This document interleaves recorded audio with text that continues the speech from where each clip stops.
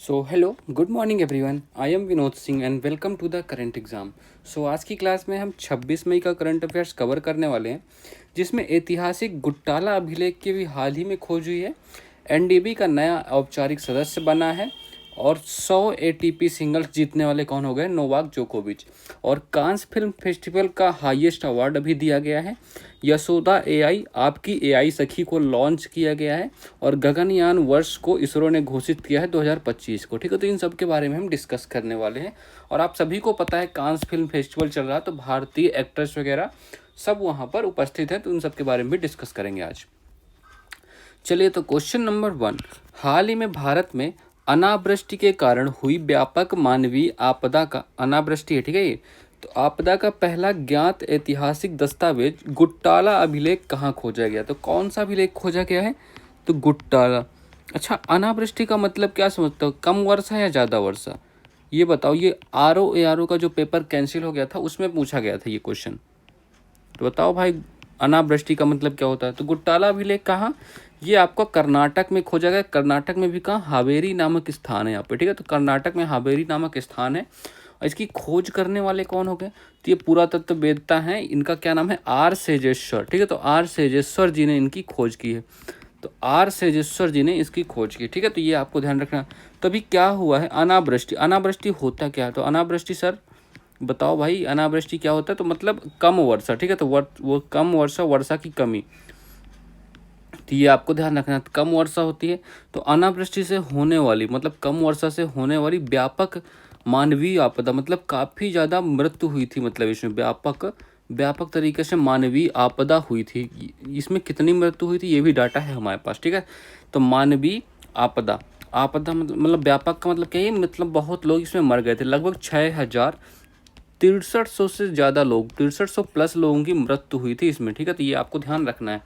तो ऐसा ये पहला ऐतिहासिक साक्ष्य है जो गुटाला अभिलेख है, ये फर्स्ट ऐतिहासिक साक्ष्य है तो इसमें प्राप्त होता है। ठीक है, तो ऐतिहासिक जो कर्नाटक में प्राप्त हुआ, तो ये भी आपको ध्यान रखना, इसलिए ये आपका इंपॉर्टेंट है। ये क्वेश्चन आपके लिए 100% इंपॉर्टेंट। ठीक है, तो ये पूछा जा सकता है, तो ये आपको ध्यान रखना। ठीक है, चलो, तो ये देखो वही कर्नाटक के अभिलेख है, गुट्टाला अभिलेख है, तो ये आप देख सकते हो। देखो, rare find 16th century inscription in Haveri district of Karnataka records death of 6,307 people owing to drought, मतलब सूखे से मृत्यु हो गई थी। तो ये शिलालेख प्राप्त हुआ यहाँ से। ठीक है, तो ये आपको ध्यान रखना है।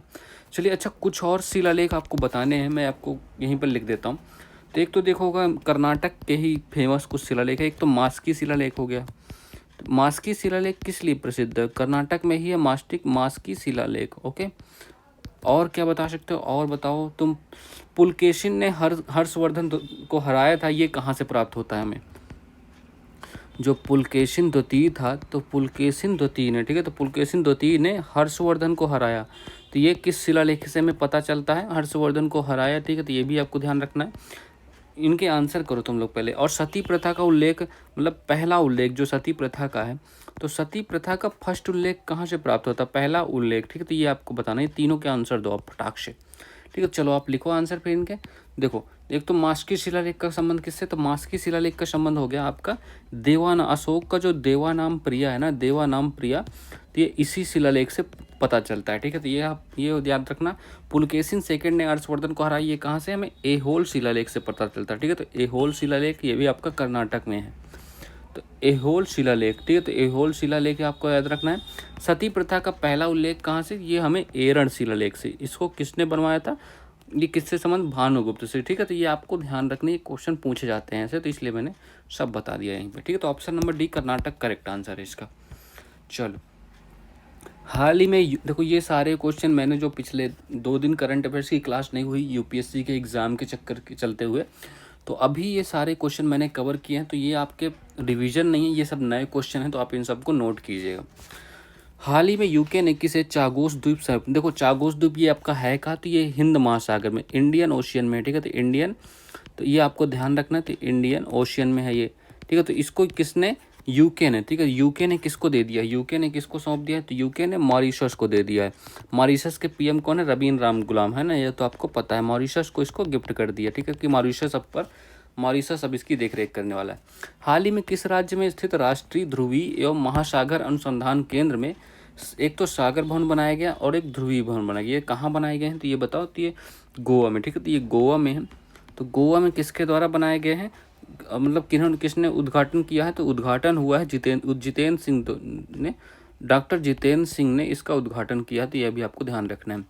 सीबीआई ने कीरू जल विद्युत परियोजना रिश्वत मामले में किस राज्य के पूर्व राज्यपाल सत्यपाल मलिक के खिलाफ आरोप पत्र दायर किया। तो ये कहाँ के, देखो ये जम्मू कश्मीर के थे, ठीक है। तो जम्मू कश्मीर केंद्र शासित प्रदेश, ये राज्य नहीं है, आप यूटी कर लो यहाँ पर, ठीक है। तो किस यूटी के, तो जम्मू कश्मीर में कहाँ पर है ये आपका जल विद्युत परियोजना। ये परियोजना है आपकी किश्तवाड़ जिले में, किस नदी पर, चेनाब नदी पर, ठीक है। तो किश्तवाड़ जिले में डिस्ट्रिक्ट में चेनाब नदी है आपका, कैसा जिले किस, तो किश्तवाड़ जिले के चेनाब नदी में आपको ये ध्यान रखना, ठीक है, चेनाब रिवर।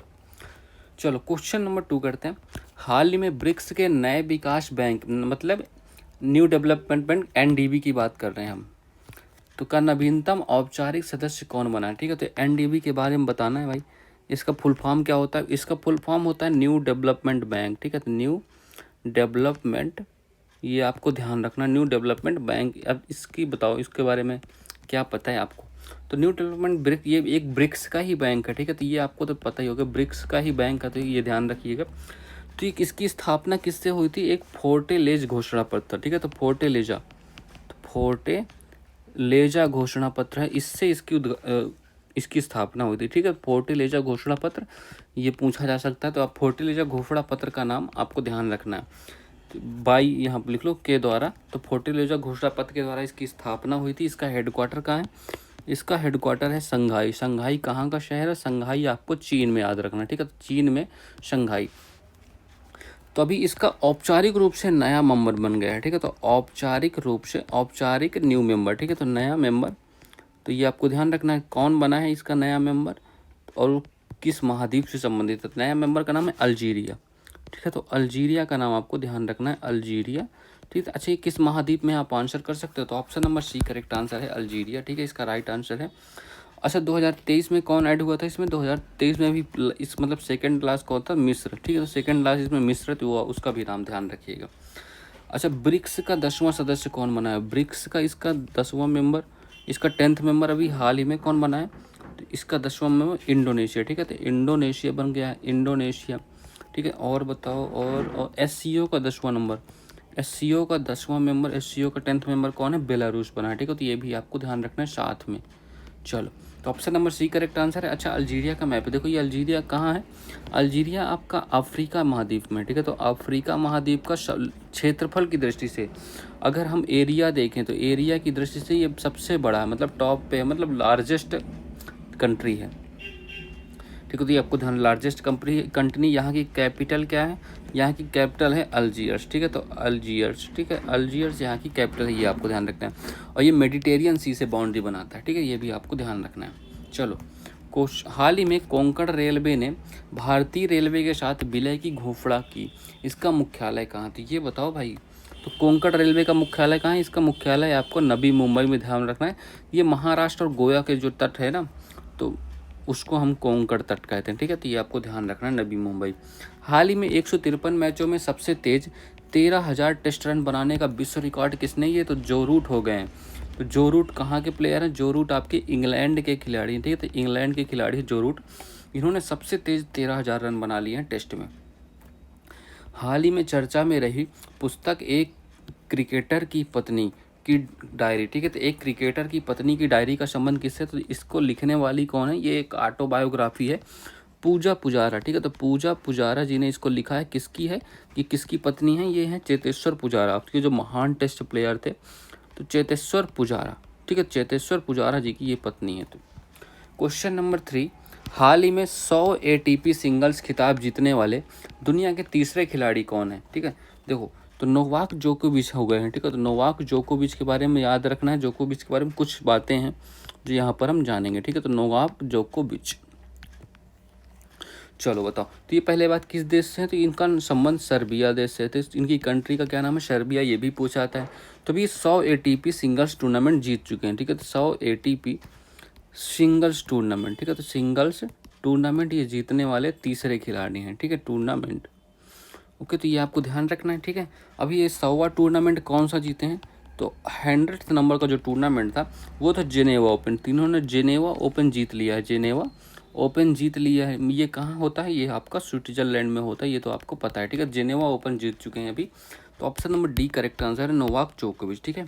अच्छा, इन्होंने पेरिस ओलंपिक में अपना पहला गोल्ड मेडल भी जीता था, तो ये आपको ध्यान रखना। पेरिस जो ओलंपिक हुआ था, पेरिस ओलंपिक, तो पेरिस ओलंपिक में इन्होंने अपना फर्स्ट गोल्ड मेडल जीता था। फर्स्ट गोल्ड किसमें, कौन से खेल में, टेनिस में, ठीक है। तो टेनिस में इन्होंने फर्स्ट गोल्ड मेडल जीता था, ये भी आपको ध्यान रखना है, ठीक है। और क्या बता सकते हो, तो option number D correct answer है। अच्छा, जैनिक सिनर के बारे में पता है, ये किस देश से हैं, तो ये इटली देश से हैं, ठीक है। जैनिक सिनर आपकी इटली देश से संबंधित है। ये इन्होंने क्या जीता है, ऑस्ट्रेलिया ओपन जो 2025 का हुआ है ना, ऑस्ट्रेलिया ओपन 2025 वाला, ठीक है, तो ये इनको जीत लिया है। कार्लोस अलकराज कहाँ से, ये स्पेन से हैं, ठीक है। कार्लोस अलकराज स्पेन से। अच्छा, राफेल नडाल के बारे में क्या जानते हो, तो राफेल नडाल ये कहाँ से हैं, ये पहली बात तो ये इनको देखो क्या कहते हैं, ये भी स्पेन से, ये राफेल नडाल, और इनको हम किंग ऑफ क्ले कोर्ट, इनको मतलब राफेल नडाल को हम किंग ऑफ क्ले कोर्ट के नाम से जानते हैं, ठीक, किंग ऑफ क्ले कोर्ट, ठीक है। तो ये आपको ध्यान रखना, किंग ऑफ क्ले कोर्ट, ठीक है।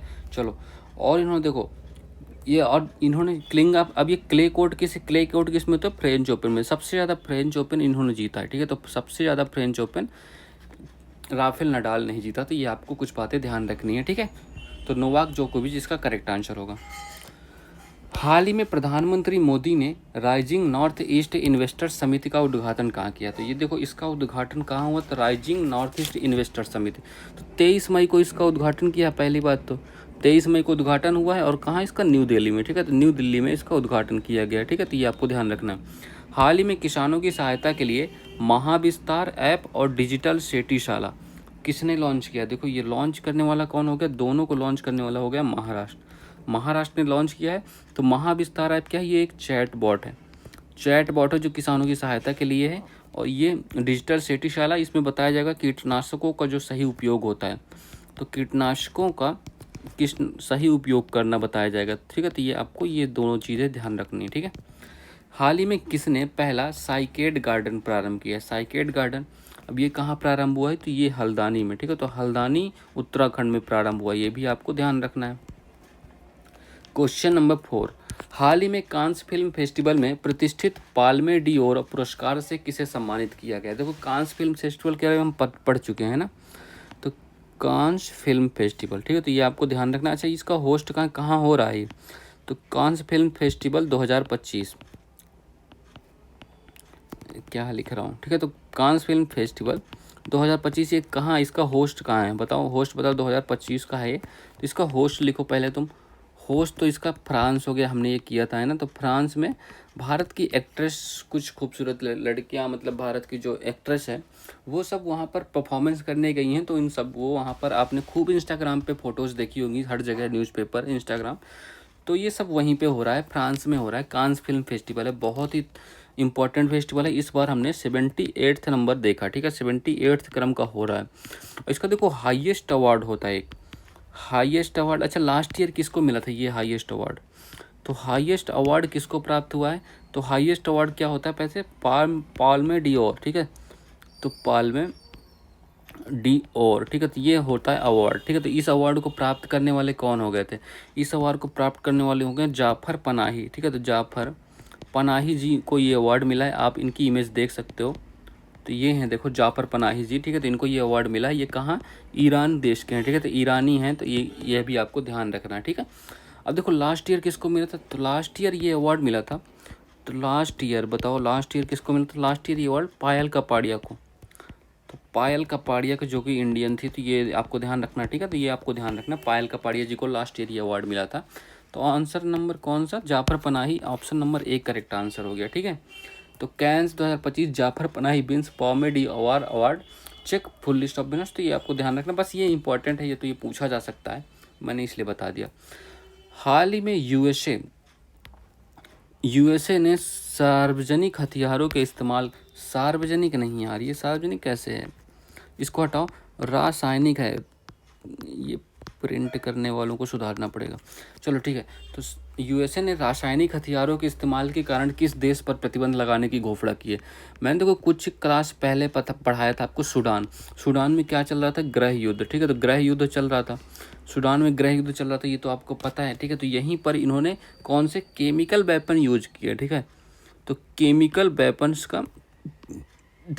वेपन यूज किए। अच्छा, सूडान ही तो वो स्थान है ना जहाँ पर वाइट नील एंड ब्लू नील मिलती है, तो मिलके दोनों नील बनती है। सूडान की कैपिटल जो है खार्तूम में, ठीक है, खार्तूम में मिलती हैं वो दोनों नदियाँ। तो केमिकल वेपन्स का इन्होंने यूज किया, इस वजह से इसको बैन कर दिया गया है, ठीक है। इसको यूएसए ने बैन किया है, तो यूएसए ने इसको बैन कर दिया है। अच्छा, ये कौन सी कोई ऐसा हमारे पास प्रतिबंध है? जी हाँ, बिल्कुल है। तो केमिकल जो हथियारों के बैन के लिए हमारे पास एक एक्ट है, 1992 में साइन हुआ था। तो वो एक्ट जो है ना, एक्ट रिलेटेड एक्ट ये लिख लेना, 1992 में साइन हुआ था और लागू कब से हुआ था? 1997 से, 1997 से प्रभावी हो गया था, ठीक है। तो ये भी आपको ध्यान रखना है।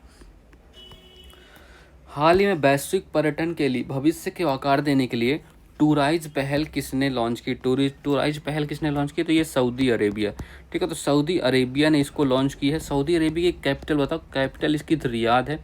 करेंसी अभी हाल ही में एक क्वेश्चन में पूछी गई थी, करेंसी क्या है? करेंसी आपकी रियाल है। देखो अभी कल यूपीएससी प्रीलिम्स का पेपर हुआ था भाई, उसमें आपको इस क्लास से कितने सारे क्वेश्चन करंट अफेयर्स के मिले, बहुत सारे क्वेश्चन। मैंने जो वो मेजरोना चिप कराया था, गुकेश वाला क्वेश्चन कराया था, हमने बहुत क्वेश्चन किए थे। वो विश्व शांति एंड 2025 वर्ष कर बहुत क्वेश्चन करंट अफेयर्स के हमारी क्लास से फर्स्ट डायरेक्ट आए पूछे गए, और मैंने बहुत बार रिवीजन भी कराया था उनका।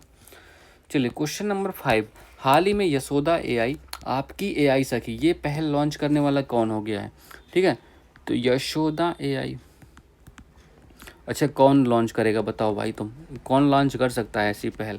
तो योर एआई सखी, सखी का मतलब समझते हो तुम लोग? सखी, सखा मतलब, सखी मतलब सहेली, आपकी जो सहेलियां हैं, है ना, उनकी बात हो रही है।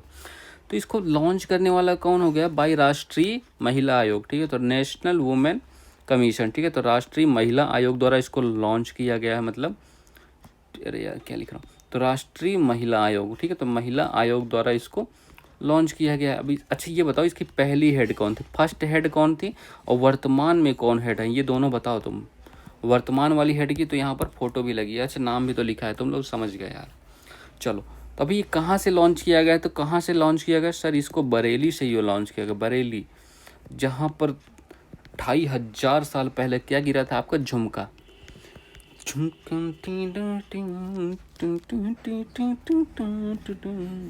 ठीक है, तो बरेली यूपी से इसको लॉन्च किया गया था। वहाँ भी कहाँ? महात्मा, ये नाम लिखो, महात्मा ज्योतिबा फुले रोहेलखंड यूनिवर्सिटी से इसको लॉन्च किया गया, ठीक है। तो महात्मा ज्योतिबा फुले, ठीक है, ज्योतिबा फुले सावित्री फुले के पति ज्योतिबा फुले रोहेलखंड यूनिवर्सिटी, ठीक है। तो रोहेलखंड यूनिवर्सिटी से इसको लॉन्च किया गया, तो ये आपको ध्यान रखना है, ठीक है, ये आपको पता होना चाहिए। अब किस लिए लॉन्च किया गया? ऑब्जेक्टिव क्या हो? महिलाओं को सशक्त बनाने के लिए, वुमेन एम्पावरमेंट, ठीक है। तो महिलाओं को कितना सशक्त बनाना है ये सब इसमें देखा जाएगा। सशक्त करने के लिए तो एआई और तकनीक का यूज किया जाएगा इसमें, ठीक है। तो हर जगह एआई का यूज हो रहा है भाई, सीख लो, मैं तो कहता हूँ। तो मुझे भी एआई बनाना सीखना पड़ेगा लगता है। तो एआई एंड तकनीक का यूज, ठीक है। तो एआई एंड तकनीक का यूज, तो एआई से बहुत क्वेश्चन आए थे। एआई समिट वाला क्वेश्चन भी हमारे डायरेक्ट आया था, मैंने कितनी बार कराए थे वो वाला, है ना। चलो तो राष्ट्रीय महिला आयोग, तो इसमें किसने? राष्ट्रीय महिला आयोग ने इसको लॉन्च किया, तो ये ध्यान रखिएगा। अच्छा पहली हेड कौन थी? तो पहली हेड इसमें जयंती पटनायक। तो राष्ट्रीय महिला आयोग की पहली हेड जयंती पटनायक थी, और जबकि दूसरी हेड, वर्तमान हेड कौन है? विजया राहटकर, ठीक है। तो विजया राहटकर जी वर्तमान में हेड है, ठीक है। तो ये आपको ध्यान रखना है। चलिए, हाल ही में अधिसूचित भुगतान विनियामक बोर्ड का अध्यक्ष कौन होगा? देखो आरबीआई ने इसको बनाया है, ठीक है। तो आरबीआई ने इसको बनाया है, तो अब अध्यक्ष कौन होगा? इस बोर्ड में कितने? 6 सदस्य होंगे, ठीक है। 6 सदस्य टोटल होने वाले हैं, तो 6 सदस्य होते हैं। और इसका अध्यक्ष कौन है? अध्यक्ष कौन होगा, ठीक है। तो अध्यक्ष का क्वेश्चन आया, पूछा गया, तो अध्यक्ष कौन होने वाला? जो आरबीआई के गवर्नर होंगे। अच्छा आरबीआई गवर्नर का नाम मैं नहीं लिखने वाला, आप लिखोगे, बहुत बार रिवीजन कराएं। आरबीआई गवर्नर इसके अध्यक्ष होंगे। और भुगतान प्रणाली प्रभारी एक और पद बनाया गया है। इस पद के अध्यक्ष प्रभारी जी कौन होंगे? प्रभारी साहब, प्रभारी जी इसके आरबीआई के हैं डिप्टी गवर्नर होंगे, ठीक है। तो कोई एक डिप्टी गवर्नर ये बन जाएंगे, ठीक है। तो ये आपको ध्यान रखना है। अच्छा, आरबीआई का पता है ना, 1 गवर्नर होते हैं प्लस 4 डिप्टी गवर्नर होते हैं, ये तो आपको पता ही है, ठीक है। चलो, हाल ही में राष्ट्रमंडल दिवस 2025 कब मनाया गया? तो ये हर साल 24 मई को मनाया जाता है, ठीक है। 24 मई को ही मनाया जाता है। इसकी स्थापना हुई थी 1949 में, ठीक है। 1949 में इसमें 56 देश शामिल हैं, टोटल 56 देश हैं, ठीक है। तो इसकी थीम क्या थी इस बार? तो थीम लिख लो, एक साथ हम आगे बढ़ते हैं, ठीक है। एक साथ हम आगे बढ़ते हैं, ठीक है। तो ये इसकी थीम है, ओके। ये ध्यान रखना है आपको, एक साथ हम आगे बढ़ते हैं। चलो, ठीक है। क्वेश्चन नंबर 6, हाल ही में इसरो प्रमुख ने किसे गगनयान वर्ष घोषित किया? देखो, इसरो ने क्या किया है, आपको ये गगनयान मिशन तो पता ही है ना, इसरो ने क्या किया। तो इसरो हेड कौन है? पहले तो बी नारायणन नाम लिखो। तो बी नारायणन साहब ने क्या करा है, बिना इसकी स्थापना कब हुई है आपको बताना है। इसका हेडक्वार्टर कहाँ है, इसके पहले हेड कौन थे, ये सब आपको बताना है, ठीक है, कमेंट बॉक्स में।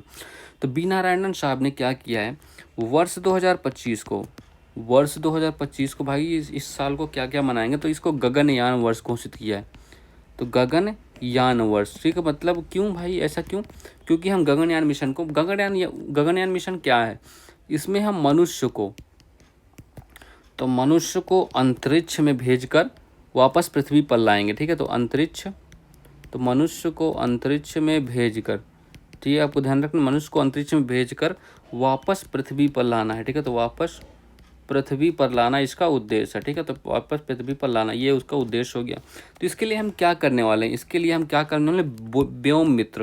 व्योम मित्र क्या है सर? व्योम मित्र एक रोबोट का नाम, व्योम मित्र रोबोट, ठीक है। तो व्योम मित्र रोबोट, इसको हम भेजेंगे टेस्टिंग के लिए, इसको भेजेंगे पहले टेस्टिंग करने के लिए, इसको भेजेंगे, रोबोट पर टेस्टिंग होगी हूबहू इंसान के रूप में ये लगता है। तो इसको कब भेजने वाले हैं? दिसंबर 2025 में इसको भेजेंगे, टेस्टिंग करेंगे, डिसाइड हुआ है, ये डेट हुए हैं। तो इसमें भेज के इसको देखेंगे कि सब कुछ ठीक ठाक है या नहीं। तो ऑप्शन नंबर 2025 करेक्ट है। और देखो, अगर ये सब कुछ सफल रहा अगर, तो फिर हम क्या 2027, तो 2027 के स्टार्ट में, ठीक है, स्टार्टिंग में हमने टारगेट अचीव लॉक किया है कि इस दिन हम फिर अपना मिशन चालू करेंगे। टारगेट लॉक कर दिया गया, ठीक है। तो ये आपको ध्यान रखना है, इतनी बात आपको याद रखना है। तो ऑप्शन 2025। अच्छा, 2025 को और कौन कौन से रूप में मनाया जाता है? आप सहकारिता का वर्ष जानते होंगे, सहकारिता का वर्ष कल यूपीएससी वालों ने भी यही पूछा था, ये नहीं पूछा था, मतलब 2025 को हम शांति एवं विकास के वर्ष के रूप में मनाते हैं। तो ये पूछा था यूपीएस ने, शांति एवं विकास के वर्ष के रूप में, ठीक है। तो शांति एवं विकास का वर्ष, ठीक है। तो शांति एवं विकास के वर्ष के रूप में मनाते हैं, ये पूछा था यूपीएससी ने। और क्वांटम टेक्निक का वर्ष, ग्लेशियर संरक्षण वर्ष, तो बहुत है यार। तो ग्लेशियर संरक्षण वर्ष, ठीक है। तो ये भी आपको ध्यान रखना, ग्लेशियर संरक्षण वर्ष। और क्या हो गया, और 2025 किस रूप में? क्वांटम टेक्निक का वर्ष, क्वांटम टेक्निक का वर्ष, ये आपको ध्यान रखना, क्वांटम टेक्निक, ठीक है। और देखो, हमारे रक्षा मंत्रालय ने के सुधारों का वर्ष के रूप में इसको मनाने की घोषणा की थी। तो ये आपको ध्यान रखना है बस, 2025 को गगनयान वर्ष के रूप में इसरो ने घोषित किया है, ठीक है। चलो, हाल ही में देश की सबसे बड़ी एरोस्पेस ग्रेड टाइटेनियम इकाई का उद्घाटन कहाँ हुआ, ये बताओ भाई। तो सबसे बड़ी एरोस्पेस ग्रेड टाइटेनियम इकाई का उद्घाटन ये कहाँ? लखनऊ में। लखनऊ में क्यों भाई? तो लखनऊ में होने वाला, जो कि आपका यूपी में है। जो हमारे रक्षा मंत्री हैं ना, जो हमारे रक्षा मंत्री हैं, क्या नाम है उनका? राजनाथ सिंह। ये वो लखनऊ के संसदीय क्षेत्र से ही हैं, ठीक है।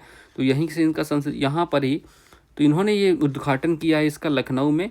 और राजनाथ सिंह, और यहीं पर उसका ब्रह्मोस का, तो ब्रह्मोस की मैन्युफैक्चरिंग यूनिट भी यहीं पर बनने वाली थी। ब्रह्मोस यूनिट का भी यहीं पर हम उद्घाटन करने वाले थे। आपको हम पहले कर चुके हैं ये क्वेश्चन। हाल ही में लोकसभा में पेश 129वां संविधान संशोधन का संबंध किससे है? तो इसका संबंध वन नेशन वन इलेक्शन से है ना। तो वन नेशन वन इलेक्शन, ठीक है। तो इतने क्वेश्चन आपको ध्यान रखना है। तो मैंने जो क्वेश्चन पीछे छूटे थे, मैंने उनको आज वाली क्लास में कवर कर दिया है। तो आपका कुछ भी छूटा नहीं है, मैंने सब कुछ कवर कर दिया है। तो आप परेशान मत होइएगा कि सर कहाँ से करें, बट आप इस क्लास को करते रहिए।